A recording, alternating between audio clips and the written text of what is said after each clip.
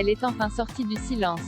Mardi 20 octobre 2021, sur Instagram, Magali Berda a en effet pris la parole pour revenir sur le terrible assassinat de sa belle-sœur et de son beau-frère qui a eu lieu dans une location de vacances.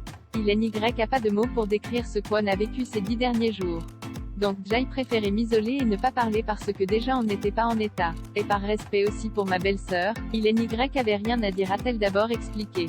Puis, la papesse de la télé-réalité a ajouté, j'ai vu des choses horribles et je pense que ce qui s'est passé est une leçon de, c'est comme ça qu'on essaie de le voir. Il faut tenir debout avec ce qui vient de se, on doit réfléchir, j'ai envie de rétablir certaines vérités, il y a des choses qui ne peuvent pas être dites ou laissées comme ça.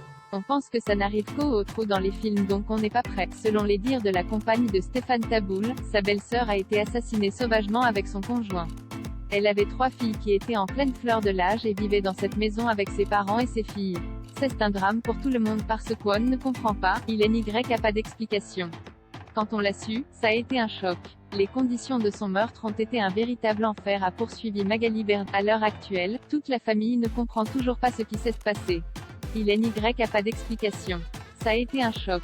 Les conditions de son meurtre ont été un véritable enfer. Ses filles sont extrêmement courageuses, a-t-elle assuré. Elle a été salie. Tout est faux. Magali Berda en colère après le meurtre de sa belle-sœur. Très en colère, Magali Berda a ensuite estimé que la mémoire de sa belle-sœur avait été salie. Son nom a été associé à des histoires de drogue, de mariage blanc, mais tout est faux. Il s'avère que le présumé meurtrier a été incarcéré. Et c'était son voisin. On n'a pas encore ce n'était pas des règlements de compte. Ma belle-sœur était une maman et n'avait aucun, a ajouté Magali. Elle a également regretté d'avoir appris des détails de l'enquête via la presse alors que les autorités refusaient de leur dire quoi que ce soit car c'était une enquête de flagrance.